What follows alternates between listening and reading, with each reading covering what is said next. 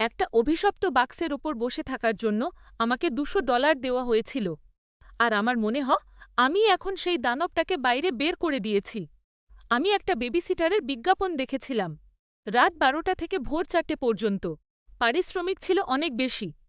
কিন্তু যখন আমি ফোন করলাম, সেই মহিলা আমাকে জানালেন যে সেখানে কোনো শিশু নেই। তার শুধু এমন একজনকে দরকার ছিল যে একটা সিন্দুকের ওপর বসে থাকবে যাতে ভেতরের জিনিসটা বাইরে না আসতে পারে। তিনি দাবি করলেন যে তার প্রাক্তন বয়ফ্রেন্ড নিখোঁজ হয়ে গিয়েছিল কারণ বাক্সটা খোলা ছিল। আমি ভেবেছিলাম এটা কোনো রসিকতা। সহজ টাকা, তাই না? মাসের পর মাস আমি এটা করে গেলাম। আমি কাঠের সিন্দুক, জুতোর বাক্স, এমনকি একটা স্যুটকেসের ওপরও বসেছিলাম যেখান থেকে অদ্ভুত ভেজা, নজাচজার শব্দ আসছিল। বাক্সগুলো আমাকে বোকা বানানোর চেষ্টা করত। মিথ্যে মেসেজ, অদ্ভুত শব্দ। এমনকি একটা বন্ধ বাক্সের ভেতর থেকে আমার নিজের বিড়ালের মিউ মিউ শব্দ আমি শুনেছিলাম। আমি এই সব খেলা অভ্যস্ত হয়ে গিয়েছিলাম। তারপর এলো শেষ পার্সেলটি। একটা ছোট কারুকার্য করা দাবার বাক্স যার ঘুঁটিগুলোর মুখে ছিল ভ্রমঙ্কর সব অভিব্যক্তি। আমি ওটা আমার শোবার ঘরে নিয়ে এলাম এবং বিছানা শুয়ে সেটার উপর বসলাম।